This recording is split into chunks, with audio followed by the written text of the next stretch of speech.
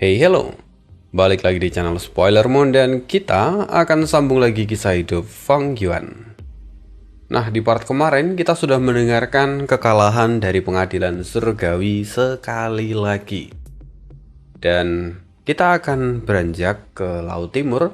Kita akan update perkembangan dari jamuan yang diadakan Fang Yuan. Langsung kita sambung ceritanya di part 401. Sejak Fang Yuan mengalahkan Zhang Yin, jumlah tamu datang ke tempatnya meningkat pesat. Oh ya, sebagai gambaran, Zhang Yin adalah salah satu jenderal naga yang ada di Istana Naga. Dan pertarungan mereka pun memang sudah direncanakan. Fang Yuan memintanya untuk mengalah dalam satu gerakan. Ya, itu pertunjukan yang bagus sehingga hampir tidak ada yang curiga. Dan berkat pertarungan itu prestis Fang Yuan meningkat. Kemampuan miliknya sekaligus formasi yang ia susun menjadi daya tarik utama, di mana orang-orang merasa aman dan nyaman ketika berada di tempat itu. Maka tidak heran kalau kemudian di awal dikatakan bahwa jumlah tamu yang datang kini meningkat pesat.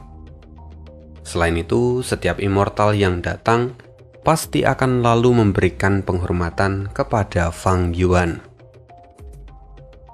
Bagaimanapun pertarungan antara Fang Yuan sebagai leluhur Laut Qi dengan Duklong itu juga sudah diketahui oleh seluruh dunia immortal di 5 wilayah. Dan kemenangan atas Zhang Yin menegaskan bahwa leluhur Laut Qi adalah ahli nomor 1 di Laut Timur. Kini seluruh dunia benar-benar telah tertipu oleh Fang Yuan. Bahkan saat ini, tidak ada yang bisa membayangkan kalau leluhur Laut Qi dan Fang Yuan sebenarnya adalah satu entitas. Bagaimanapun Fang Yuan secara terbuka hanyalah seorang immortal peringkat 7, sementara leluhur Laut Qi adalah seorang ahli peringkat 8. Fang Yuan masih menyembunyikan rahasia apertur abadi berdaulat miliknya dengan sangat sempurna. Bahkan sebelumnya dia rela melepaskan beberapa keuntungan jangka pendek hanya demi untuk memperoleh keuntungan yang jauh lebih besar di masa ini. Kini tamu terus berdatangan. Salah satunya adalah Xie Baosu. Dia adalah seorang ahli terkenal di Laut Timur. Dia memiliki metode unik untuk memelihara pohon perubahan, dan pohon itu pernah menjadi pusat perdagangan utama Gu Tahun. Dalam kehidupan sebelumnya, dia pernah bekerja sama dengan Yao Xianxi untuk merebut jamur rembulan milik peri Yehua. Kemudian, selain Xie Baosu, Sui Xianweng juga datang. Dia adalah immortal jalur makanan yang sangat langka sekaligus pemilik dari Laut Anggur Laut Timur. Kali ini dia bahkan membawa 1000 botol anggur tingkat tinggi sebagai hadiah untuk Fang Yuan. Selain mereka ada juga Nyonya Ular 7 Lautan. Dia adalah salah satu wanita cantik namun mematikan. Tindakannya terkenal kejam, tetapi kekuatannya memang luar biasa. Dia menguasai 7 wilayah laut. Dan pada saat yang sama, dia juga termasuk dalam 6 keindahan dunia immortal Laut Timur. Kecantikannya sejajar dengan Song Yixi. Selain itu ada juga Da Jinku. Dia mengolah jalur informasi, dan dalam kehidupan sebelumnya, dia menyerbu benua tengah dan mencuri bunga bintang besi peringkat 7 milik Mi Lan Guan. Dengan banyaknya tokoh terkenal, perjamuan Laut Timur mengguncang seluruh dunia immortal Laut Timur. Dan hal ini masih belum berhenti. Berbagai tokoh muncul satu persatu. Di antara para tamu itu, jumlah kultivator tunggalnya bahkan lebih banyak daripada utusan immortal jalan kebenaran. Ini hal yang wajar karena Laut Timur memang memiliki jumlah immortal terbanyak dibandingkan dengan 4 wilayah lainnya. Semua itu tentu berkat sumber daya yang melimpah di Laut Timur. Lalu di tengah hiruk-pikuk orang yang terus berdatangan, sebuah suara terdengar. Saya Immortal Benua Tengah, Jun Sen Guang, datang untuk menemui leluhur Laut Qi. Mohon maaf karena saya datang tanpa undangan. Jun Sen Guang adalah seorang immortal peringkat 8 dari pengadilan surgawi. Dan oleh karena kedatangannya, jamuan itu seketika berubah menjadi sunyi. Tatapan semua orang tentu kini tertuju pada Fang Yuan. Melihat Jun Sen Guang, Fang Yuan tersenyum santai dan berkata, "Tamu terhormat telah datang. Mengapa harus minta maaf? Laut yang luas mampu menampung semua sungai yang mengalir ke dalamnya. Begitupun Laut Timur. Kami juga secara terbuka menerima tamu seperti Anda. Toleransi kami sangat tinggi.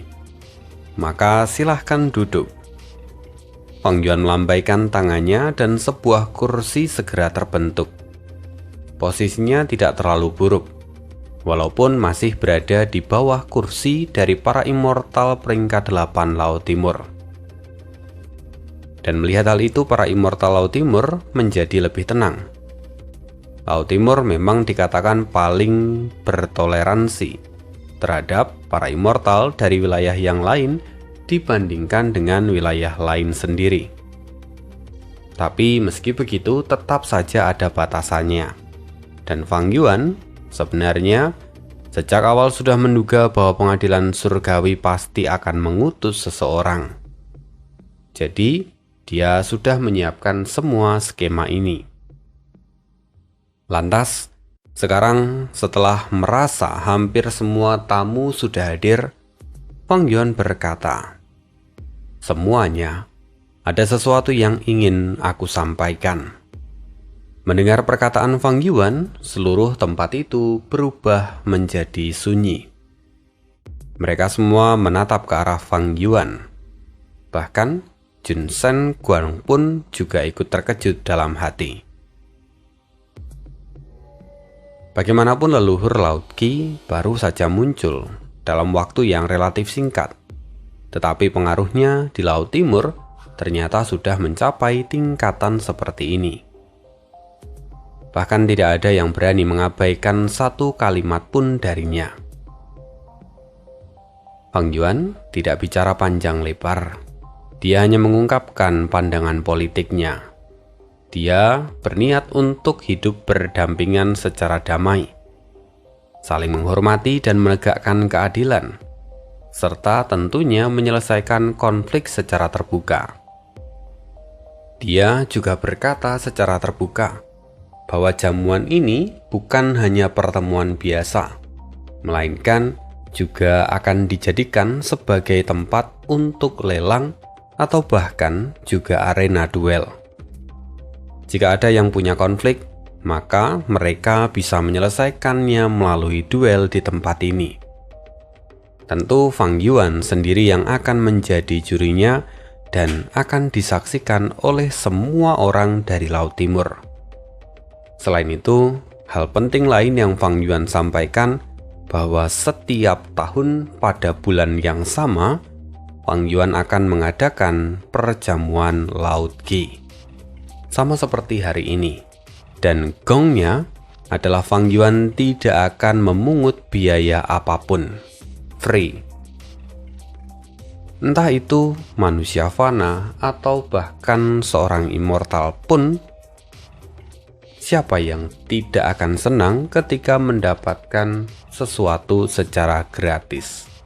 Maka hal itu disambut baik oleh para immortal Laut Timur dan mereka langsung memberikan pujian pada Fang Yuan. Di tengah kebahagiaan para ahli dari Laut Timur, Jun Sen Guang hatinya justru berguncang. Langkah yang diambil Fang Yuan dia nilai sangat cerdas. Kekuatan yang besar tentu akan menimbulkan rasa kagum. Dan Fang Yuan memanfaatkan ini dengan baik untuk menciptakan pengaruh. Sekarang, dengan akan diadakannya jamuan Laut Qi setiap tahun, maka Junsen Guang bisa membayangkan masa depan dari tempat ini, di mana semuanya akan menjadi semakin besar. Lalu suatu hari nanti, bukan hanya Laut Timur, tetapi seluruh dunia immortal pasti akan berkumpul di sini. Tempat ini akan menjadi pusat perdagangan yang sangat ramai. Apalagi ketika kelima wilayah akhirnya menyatu. Pada saat itu, pengaruh dari leluhur Laut Qi tidak hanya akan melingkupi Laut Timur, tetapi juga seluruh wilayah. Dan setelah pengumuman yang dilakukan Fang Yuan, tentu saja transaksi mulai dijalankan. Junsen Guang meskipun tahu konsekuensi atau apa yang akan terjadi di masa depan, dia tidak bisa melakukan apapun. Dia tidak bisa melarang apa yang direncanakan oleh Fang Yuan sebagai leluhur Laut Qi. Oleh karena itu saat ini, transaksi akan dimulai. Format transaksinya tentu saja adalah lelang, seperti biasa.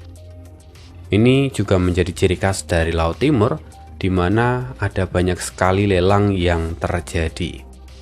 Maka, pengadaan lelang itu bukanlah sesuatu hal yang mengherankan. Beberapa kali kita juga sempat disuguhi ketika Fang Yuan ada di Laut Timur, dia kemudian berhadapan dengan lelang. Saat ini, ada seorang immortal yang berjalan ke atas panggung. Dia mengenakan jubah hitam dengan rambut yang tampak berantakan. Saat mengangkat kepala, wajahnya terlihat jelas dan orang-orang mengenalinya. Orang ini adalah Wu Maiyang, salah seorang kultivator tunggal di Laut Timur. Di sana, Wu Maiyang mengeluarkan sebuah benda. Para immortal Laut Timur segera melihatnya. Dan setelah mengenali benda itu, ekspresi mereka tampak kecewa. Benda itu adalah cangkang kerang musik kecil, sebuah material abadi peringkat 7.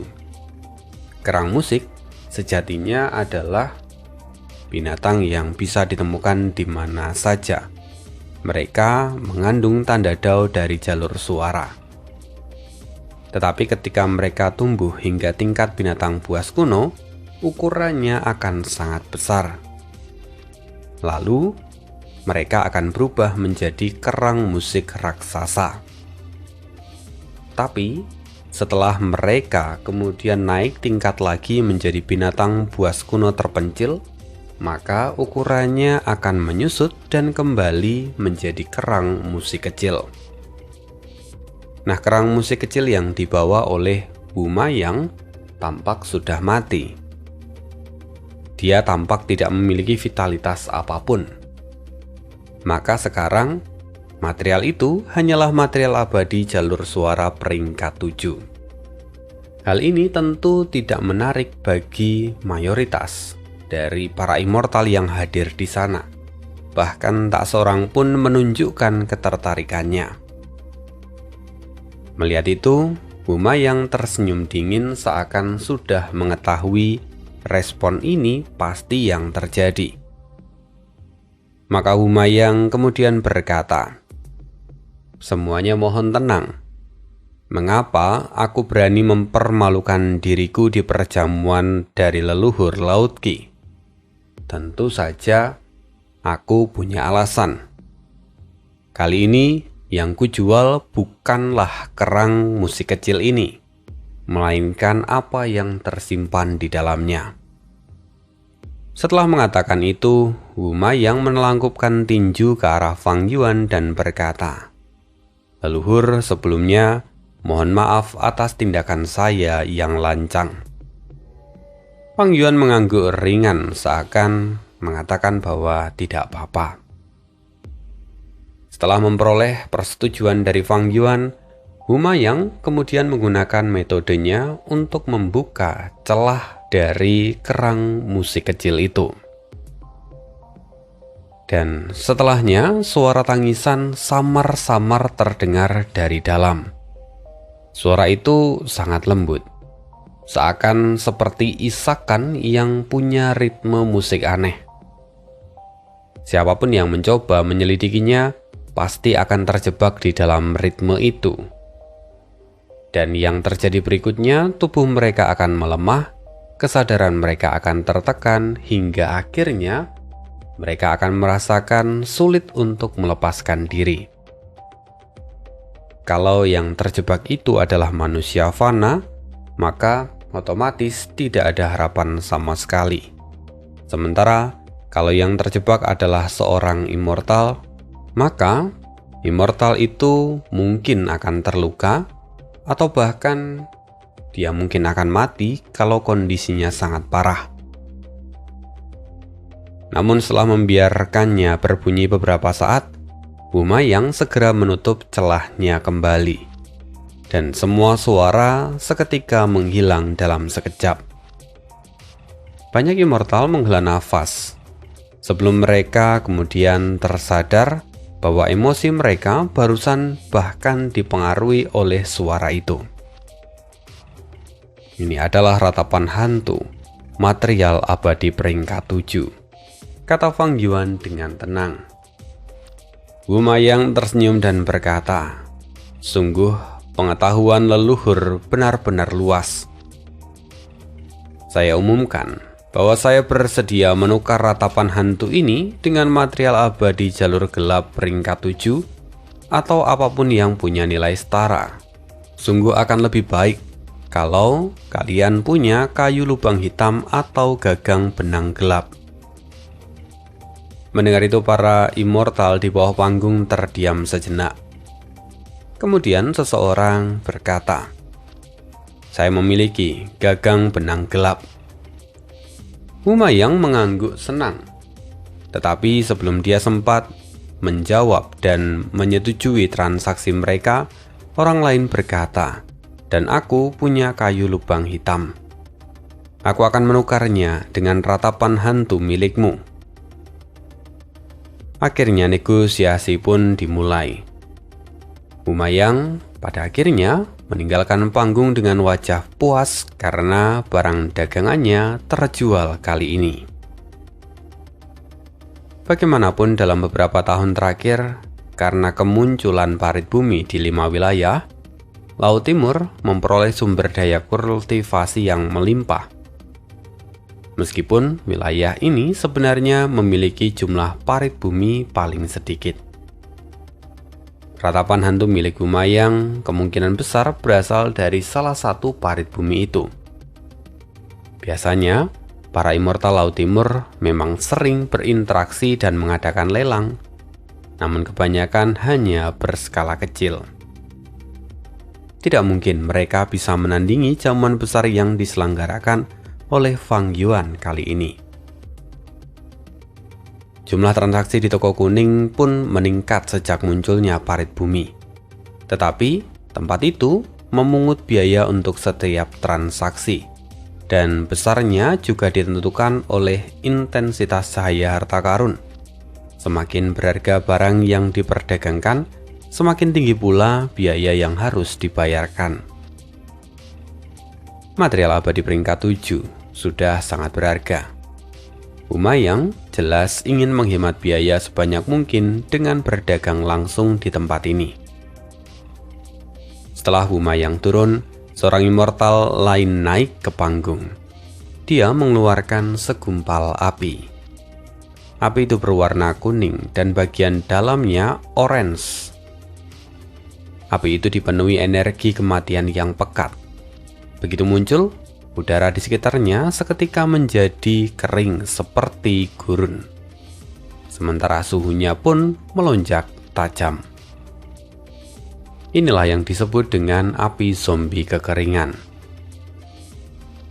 Seorang immortal yang menjualnya tampak tersenyum tipis. Orang ini berasal dari klan Su, salah satu kekuatan super Laut Timur. Namanya adalah Sulun. Dia juga anggota dari Jalan Kebenaran. Nah, di sini Fang Yuan mengatur urutan peserta dengan pola. 1 dari Jalan Kebenaran, kemudian berikutnya kultivator tunggal, dan jelas bahwa pengaturan ini mempertimbangkan para kultivator tunggal Laut Timur, sehingga mereka menyambut pengaturan Fang Yuan dengan baik. Yang lebih menarik, Fang Yuan tidak memberikan tempat kepada immortal Jalan Iblis. Hal ini menunjukkan sikap politik tertentu dari leluhur Laut Qi. Namun, Jalan Kebenaran Laut Timur tidak merasa keberatan. Bagaimanapun leluhur Laut Qi sendiri adalah seorang kultivator tunggal. Kemunculan dari api zombie kekeringan segera menimbulkan keributan kecil. Api ini adalah material abadi peringkat 8. Sulun berkata, "Saya yakin banyak di antara kalian sudah mengenali api ini. Namun yang saya jual hari ini bukan hanya apinya saja. Yang saya jual adalah metode untuk memperpanjang umur dengan menjadi zombie abadi kekeringan." Dia tampak berhenti sejenak sebelum melanjutkan. Metode ini memungkinkan seorang immortal yang mendekati batas umur mereka untuk menggunakan api ini sebagai sarana agar mereka dapat berubah menjadi zombie abadi kekeringan. Saya yakin bahwa kalian semua pernah mendengar hal ini, dan kekuatan tempur dari zombie abadi kekeringan dapat menandingi immortal peringkat 8. Namun, mendengar itu, reaksi dari para immortal justru tampak datar. Saat ini, hampir semua orang mengetahui rencana pengadilan surgawi. Mereka berniat untuk memperbaiki nasib. Jika mereka berhasil, kemungkinan besar zombie abadi tidak akan punya masa depan. Namun setelah beberapa saat, seorang immortal bertanya, apakah seorang immortal peringkat 7 juga bisa berubah menjadi zombie abadi kekeringan? Sulun mengangguk. Tentu saja bisa, namun tubuhnya tidak akan sempurna. Dia hanya akan menjadi zombie abadi kekeringan kecil, dan kekuatan tempurnya tetap akan berada di peringkat 7. Sulun tidak berani menipu siapapun di sini. Dalam jamuan sebesar ini, ada banyak ahli yang berkumpul dari berbagai penjuru. Kebohongan sekecil apapun kemungkinan besar akan langsung terbongkar. Dan jika itu terjadi, maka dia bukan hanya akan mempermalukan dirinya sendiri, tetapi juga secara terbuka, dia akan menyinggung leluhur Laut Qi di jamuan yang diselenggarakan oleh leluhur Laut Qi sendiri. Baik Sulun maupun klan Su jelas tidak ingin menciptakan masalah seperti itu. Ketika kekuatan Jalan Kebenaran Laut Timur mengirimkan perwakilan mereka ke perjamuan ini, hampir semua dari mereka membawa hadiah. Sebaliknya, hanya sebagian kecil kultivator tunggal dan Jalan Iblis yang tidak melakukannya. Lagi pula kekuatan Jalan Kebenaran Laut Timur memiliki wilayah yang luas dan banyak bisnis yang mereka jalankan. Mereka membutuhkan hubungan baik dengan leluhur Laut Qi. Sementara itu sebagian besar kultivator tunggal dan Jalan Iblis hidup sendirian, sehingga tidak terlalu terikat oleh banyak pertimbangan. Pada akhirnya, Sulun tidak berhasil menyelesaikan transaksi itu. Namun beberapa immortal terlihat menunjukkan ketertarikan mereka. Mereka mengatakan kalau bersedia melakukan negosiasi lebih lanjut jika harganya diturunkan cukup banyak. Sementara itu, Fang Yuan sendiri tampak berpikir bahwa api zombie kekeringan itu adalah salah satu peninggalan dari aliansi zombie Laut Timur. Ya, tentu saja Fang Yuan bisa langsung memikirkan ini karena memang api zombie kekeringan memang ada di dalam catatan yang ditinggalkan oleh Sekte Bayangan. Setelah transaksi api zombie kekeringan berakhir, seorang immortal Laut Timur yang lain naik ke panggung. Dia berjalan perlahan sambil sesekali melirik ke arah Fang Yuan. Ia menarik nafas panjang sebelum berkata dengan suara sedikit serak, "Saya datang untuk menukar sebuah Gu Immortal." Sambil berkata begitu, dia membuka telapak tangannya dan memperlihatkan Gu Immortal yang dia bawa. Seketika bau darah yang pekat menyebar ke segala arah. Banyak immortal yang langsung merasakan jantung mereka berdebar lebih kencang. Ini memang adalah transaksi Gu Immortal pertama sejak jamuan dimulai. Kini semua mata tertuju pada Gu itu. Bentuknya seperti kumbang kecil. Tubuhnya mungil dan halus, dengan cangkangnya setengah merah cerah, serta kepala dan perutnya berwarna hitam seperti besi. Beberapa immortal tampak terkejut, apalagi para immortal peringkat 6 yang mana wajah mereka kini terlihat pucat.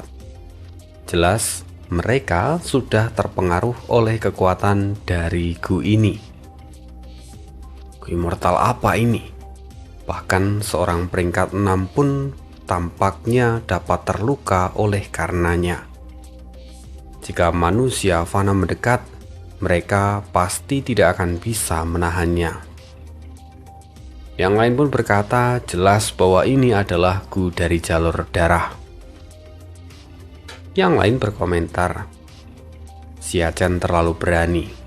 Dia benar-benar menjual Gu Immortal jalur darah secara terbuka di perjamuan Laut Qi. Apakah dia tidak takut kalau leluhur Laut Qi dan anggota Jalan Kebenaran Laut Timur mengambil tindakan? Tapi Xia Cheng memang kultivator jalan iblis. Siapa di Laut Timur yang tidak mengenalnya? Lagi pula, leluhur Laut Qi memang tidak secara jelas melarang jalan iblis untuk naik ke panggung. Oleh karena itu, Xia Cheng jelas memanfaatkan celah itu. Para immortal mulai berbisik satu sama lain. Sementara para immortal jalan kebenaran kini mulai terlihat muram. Xia Chen adalah tokoh yang terkenal kejam di Laut Timur. Dia telah membunuh banyak orang. Dia mengolah jalur air, tetapi justru dia terkenal karena kasus memburu immortal jalur air lainnya. Dia pernah menenggelamkan banyak sekali manusia, bahkan menargetkan banyak immortal dari jalan kebenaran. Dosa yang ditanggungnya benar-benar banyak. Bahkan sampai sekarang pun, dia masih berada di bawah surat perintah penangkapan dari 5 kekuatan super Laut Timur. Dalam keadaan normal, para immortal jalan kebenaran pasti sudah bersama-sama menyerangnya. Namun saat ini, mereka berada di dalam perjamuan Laut Qi, acara milik leluhur Laut Qi. Siapa yang berani bertindak sembarangan di tempat ini? Sementara mengenai keberadaan Xia Chen sendiri, hampir semua immortal secara tidak sadar menoleh ke arah Fang Yuan. Namun Fang Yuan tetap terlihat tenang. Dia terlihat santai, tanpa mengatakan sepatah kata pun. Setelah mengamati sikapnya, para immortal akhirnya menyadari sesuatu, bahwa kemungkinan besar leluhur Laut Qi tidak berniat bertindak di tempat ini. Oleh karena itu, Xia Chen menjadi sangat bersemangat. Dia tahu bahwa dia telah membuat taruhan yang tepat. Di Laut Timur, dia memang terkenal berani. Kalau tidak, dia tidak mungkin berani menentang begitu banyak kekuatan jalan kebenaran dari Laut Timur. Namun di saat yang sama, dia juga sangat berhati-hati dan tidak pernah bertindak sembarangan. Xia Chen lalu kemudian berkata, "Karena leluhur mengizinkanku untuk menghadiri jamuan ini, itu artinya leluhur tidak berniat menyerangku. Jika dia tidak melakukannya sejak aku tiba, maka sosok sebesar dirinya juga tidak akan mungkin repot-repot untuk memikirkan ikan kecil sepertiku. Itulah yang ada di pikiran Xia Chen. Dan di hadapan semua orang dia akhirnya bicara. Ini adalah gu darah jantung peringkat 7. Aku menemukannya di dalam parit bumi. Apakah ada yang ingin menukarnya? Setelah beberapa saat keheningan, banyak immortal yang langsung mengajukan penawaran. Tentu tidak ada satupun dari mereka yang berasal dari jalan kebenaran. Transaksi gu immortal biasanya hanya dilakukan melalui pertukaran dengan gu immortal yang lain. Tidak ada tawar-menawar dengan mata uang. Semuanya akan bergantung pada apa yang diinginkan oleh Xia Chen. Banyak immortal yang ingin menukarkan gu milik Xia Chen. Sebagian besar bahkan menawarkan gu immortal dari jalur air. Tentu di Laut Timur, jalur air adalah jalur yang paling umum. Jumlah gu immortalnya juga sangat banyak. Hanya dari auranya saja, gu darah jantung ini sudah menunjukkan kekuatan yang luar biasa. Jika digunakan dalam pertempuran, efeknya pasti akan sangat besar.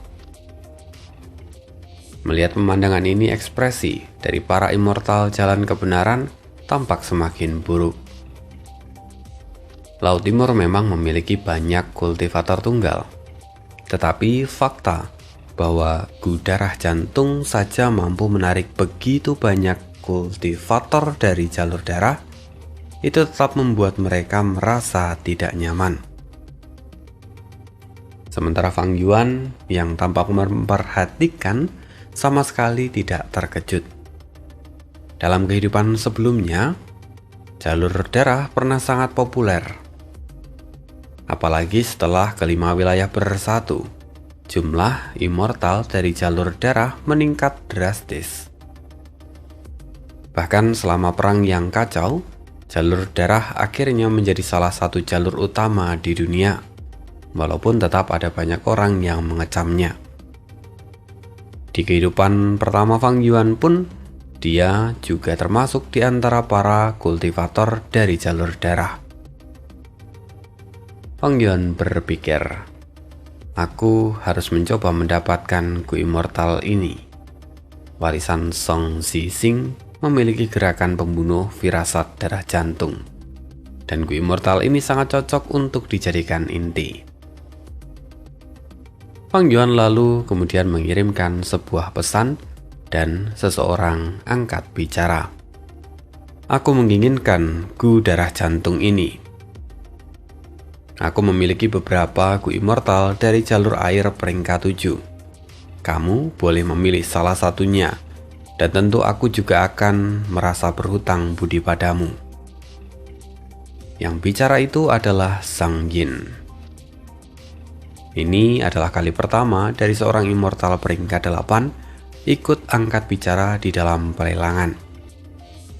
Dan begitu Zhang Yin bicara, seluruh tempat itu seketika menjadi sunyi. Semoga kita kembali ingat, di menit-menit awal video ini dikatakan bahwa Zhang Yin adalah salah satu dari 4 jenderal naga. Maka tentu saja semua ini adalah bagian dari pengaturan Fang Yuan. Mendengar Zhang Yin bicara, para immortal yang lain tidak berani menyela. Hal ini bukan karena Zhang Yin itu sulit ditandingi sebagai peringkat 8. Bagaimanapun ada beberapa immortal peringkat 8 di Laut Timur. Namun yang menjadi beban pikiran mereka tentu saja adalah menyinggung Zhang Yin itu adalah suatu tindakan yang tidak bijak. Bagaimanapun Zhang Yin adalah seorang kultivator tunggal, dan biasanya seorang kultivator tunggal itu lebih menakutkan daripada para immortal dari jalan kebenaran. Para kultivator tunggal itu tidak terikat oleh aturan manapun. Mereka bebas bertindak tanpa banyak pertimbangan. Hal ini tentu berbanding terbalik dengan para anggota dari jalan kebenaran yang tentunya berbasis klan. Maka tidak heran kalau saat ini tidak ada seorang pun yang berani menentang Zhang Yin. Sementara itu di antara kerumunan, Jun Seng Guang, perwakilan dari pengadilan surgawi, tampak mengamati situasi. Dan kini ekspresinya terlihat khawatir. Perjamuan yang diselenggarakan oleh Fang Yuan memungkinkan pertukaran Gu Immortal dan material abadi secara terbuka. Dan itu tentu dapat memenuhi kebutuhan dari banyak immortal Laut Timur. Setelah perjamuan ini berakhir, para immortal Laut Timur hampir bisa dipastikan akan memperoleh sumber daya kultivasi yang sesuai dengan yang mereka butuhkan. Dan dengan begitu kekuatan tempur mereka otomatis akan meningkat pesat. Bagi dunia immortal Laut Timur, ini tentu adalah kabar yang baik. Sementara bagi pengadilan surgawi, jelas situasi ini tidak akan menguntungkan. Terlebih kalau Fang Yuan benar-benar akan mengadakan jamuan ini setiap tahun. Frekuensinya jelas terlalu tinggi. Bahkan Jun Sen Guang pun sampai bertanya-tanya apakah Fang Yuan tidak punya pekerjaan lain. Tapi, bagaimanapun berbeda dengan toko kuning, lelang di tempat ini sama sekali tidak memungut biaya. Jadi otomatis banyak orang yang akan tertarik. Jun Sen Guang bertanya-tanya kenapa Fang Yuan melakukan ini. Apa yang sebenarnya mendasari tindakan ini. Dan setelah memikirkannya untuk beberapa waktu, Jun Sen Guang akhirnya memahami. Sepertinya leluhur Laut Qi bukan tanpa ambisi. Dia kini sedang meningkatkan reputasinya, dan dengan memanfaatkan perjamuan Laut Qi setiap tahun, pengaruh dan namanya akan semakin luas. Di masa depan, entah dia bergabung dengan pengadilan surgawi atau berada di Laut Timur, tampaknya dia akan tetap memperoleh keuntungan besar. Lalu pada saat itu, tiba-tiba sebuah pesan tiba kepada Jun Sen Guang. Perisiwe memberikan instruksi supaya dia memerintahkan supaya Jun Sen Guang bekerja sama dengan immortal lain untuk mendapatkan Gu darah jantung tanpa menimbulkan kecurigaan. Membaca pesan itu, Jun Sen Guang tampak mengernyitkan dahi dan segera memberikan informasi tambahan. Situasi telah berubah. Zhang Yin, immortal peringkat 8, sudah lebih dulu bertindak. Dia menawar Gu darah jantung ini dengan harga yang tinggi. Mendapat laporan itu, Perisiwe tampak mengerutkan kening. Akhirnya, setelah berpikir sejenak dia berkata, "Kalau begitu terus amati situasinya, dan aku akan meminta orang lain untuk mengurus masalah ini." Jun Sen Guang adalah perwakilan resmi dari pengadilan surgawi. Jadi tentunya dia tidak bisa secara terbuka bersaing dengan Zhang Yin. Kalau sampai dia melakukan hal ini oleh karena Gu dari jalur darah, maka reputasi pengadilan surgawi akan sangat terpengaruh.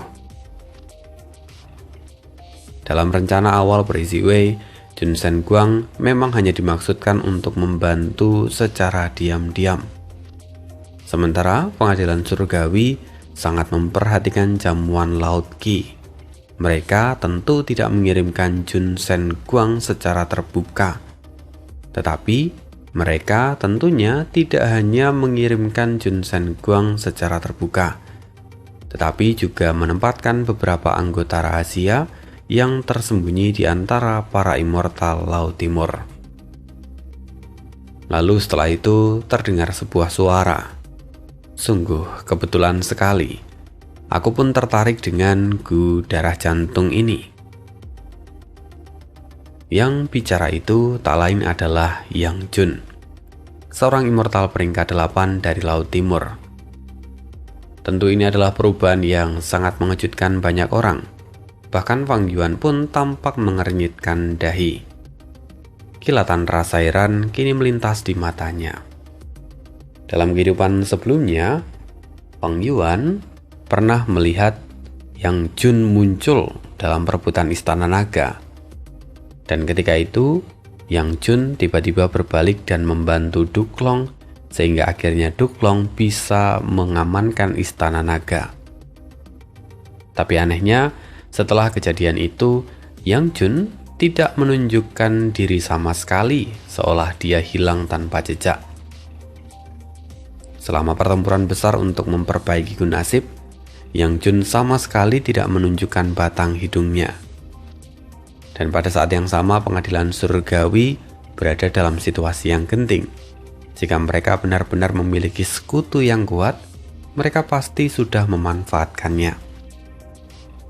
Karena Yang Jun tidak muncul, maka hal itu menunjukkan bahwa dia kemungkinan bukanlah anggota dari pengadilan surgawi.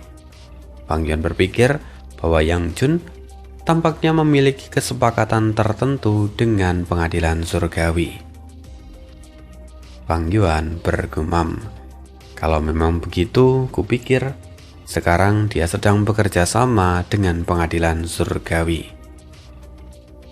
Tentu saja, hal itu sulit untuk dibuktikan. Bahkan dengan pencapaian Fang Yuan dalam jalur kebijaksanaan, tanpa adanya petunjuk tambahan, dia tidak dapat memastikan kebenarannya. Namun, apapun situasinya, Fang Yuan lalu memberi perintah lagi pada Zhang Yin. Bertindaklah lebih tegas dan usahakan untuk mendapatkan Gu Immortal itu. Zhang Yin pun tersenyum. Yang Jun, sebenarnya aku sangat menyukai Gu Immortal ini. Jika kamu bersikeras menginginkannya, mungkin kita harus menyelesaikan dengan beradu kekuatan. Mendengar itu, Yang Jun seketika mengernyitkan dahi.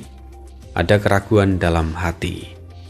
Zhang Yin bahkan bersedia bertarung demi sebuah Gu Immortal. Memang benar kalau leluhur Laut Qi mampu mengalahkannya dalam satu gerakan karena kekuatannya tidak sungguh luar biasa. Tetapi, jika aku yang melawannya, kemungkinan besar hasilnya hanya akan seri. Yang Jun menghela nafas dalam hati. Apakah aku benar-benar harus melanjutkan ini demi membantu pengadilan surgawi? Itu pertanyaan yang ada dalam benaknya. Yang Jun pun tampak ragu-ragu. Sebenarnya, dulu, ketika Yang Jun berada pada titik terendah dalam hidupnya, dia pernah menerima bantuan dari pengadilan surgawi. Karena itulah, dia berutang satu bantuan dan dia berjanji akan melakukan satu hal untuk pengadilan surgawi. Bantuan itu terlalu besar untuk diabaikan, dan selama bertahun-tahun, janji itu menjadi beban di dalam hati Yang Jun. Setelah memikirkannya sejenak, Yang Jun akhirnya mengambil keputusan. Dia akan membalas budi pengadilan surgawi di tempat ini dan menutup perjanjian itu. Ini adalah kesempatan yang bagus. Jika aku tidak bertindak sekarang, maka saat perang kacau 5 wilayah terjadi, pengadilan surgawi mungkin akan memintaku untuk menyerang Gu Immortal Laut Timur. Dan saat itu, kalau sampai terjadi, aku tidak akan bisa menolaknya. Untungnya aku memahami situasi Xia Chen. Dengan pikiran itu, Yang Jun tersenyum. Zhang Yin, tidak perlu tergesa-gesa. Tidak perlu sampai kita harus beradu kekuatan.